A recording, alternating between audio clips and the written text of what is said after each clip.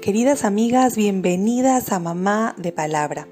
Quisiera empezar el episodio de hoy haciéndoles una pregunta. ¿Dirías que comes lo que te gusta o que más bien te gusta porque lo comes? Según la antropología culinaria, nuestras papilas gustativas han sido condicionadas por la cultura del lugar en el que hemos crecido. De manera que nuestra predilección por determinados platos de comida, sabores o ingredientes no es una elección tan libre como pensaríamos, sino más bien una elección condicionada, es decir, una elección fuertemente influenciada por nuestra cultura, recuerdos y experiencias previas. De esta misma manera, siendo que vivimos en una cultura humanista y que dentro de sus corrientes más influyentes se encuentra posiblemente el feminismo, nuestro paladar mental está acostumbrado a sus posturas. De manera que no solo nos parecen lógicas o naturales, sino que las elegimos y las hemos incorporado en nuestra vida muchas veces sin darnos cuenta.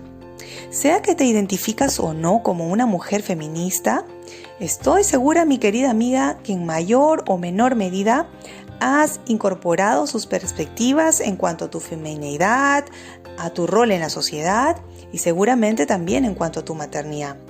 Nancy DeMoss y Mary Kasian abordan este tema a profundidad en su libro Diseño Divino y quiero leerte algo cortito que encontraba en una de sus páginas.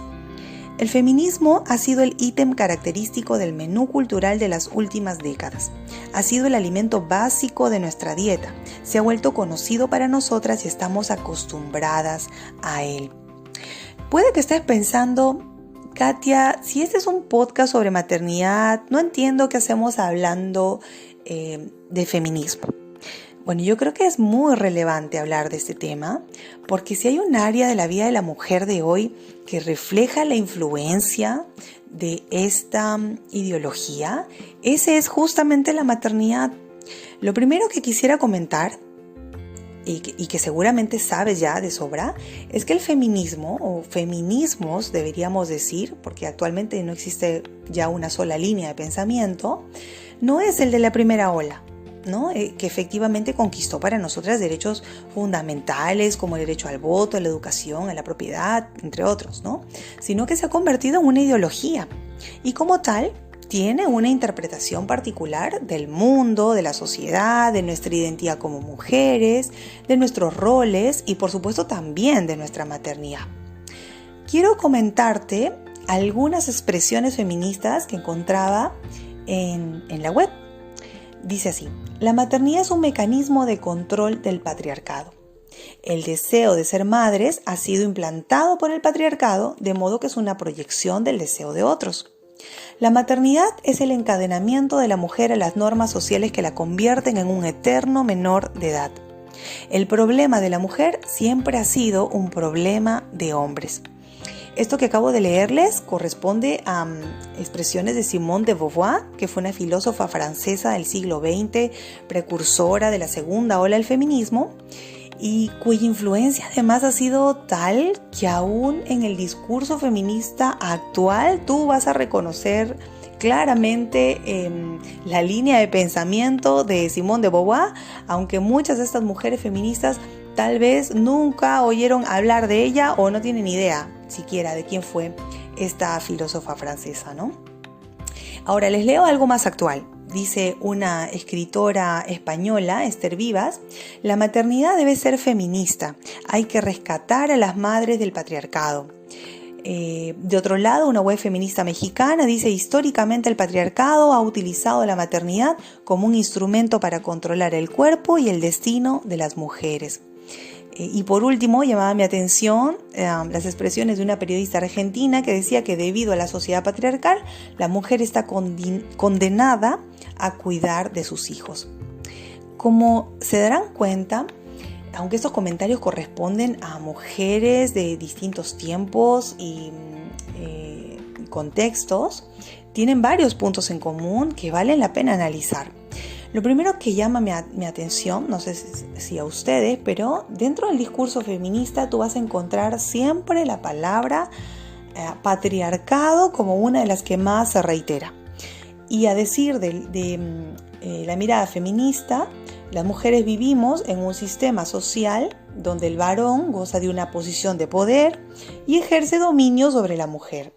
En ese sentido, el feminismo responsabiliza al patriarcado, o vale decir a los varones, por el sufrimiento de la mujer, porque a decir de ellas nos pone en posiciones de desventaja o de subordinación. Inclusive algunos académicos en la actualidad dicen que la tercera ola del feminismo ha dado lugar a la radicalización del mismo. Entonces el motor de las feministas ya no es el amor por las mujeres, por defender sus derechos o nuestros derechos, sino más bien el odio a los varones. No obstante, creo que si vamos a nuestras Biblias y leemos detenidamente Génesis 3, vamos a entender el porqué de esta relación quebrada, de este conflicto permanente entre hombres y mujeres.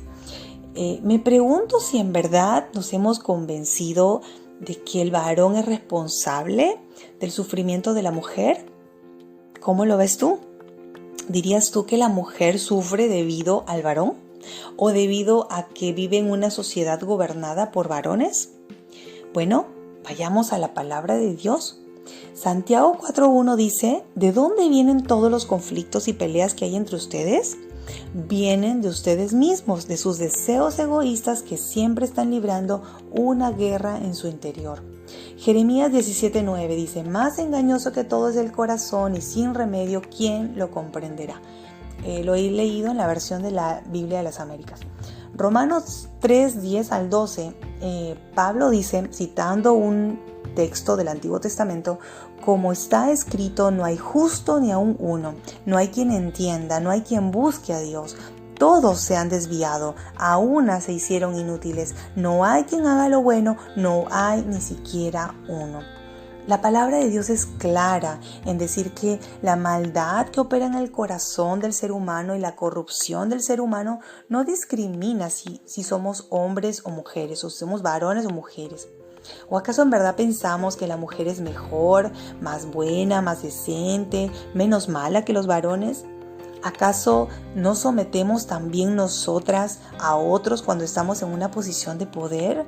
¿No actuamos también con maldad, con perversión, con ira, con codicia, con envidia, etcétera?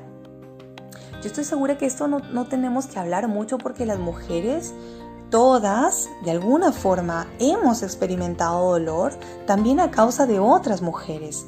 Y lamentable muchas veces inclusive a partir de mujeres muy cercanas a nosotras, mamás, abuelas, hermanas, maestras, amigas. Y no solo eso, sino que siendo honestas con nosotras mismas, pues no estamos libres de culpa, porque nosotras también hemos herido a otras, ¿verdad? Y a otros en general. Hemos causado también sufrimiento. Entonces, una de las razones por las que el feminismo no resuelve el tema del sufrimiento en general y de las desigualdades es porque no ha dado con la raíz del problema.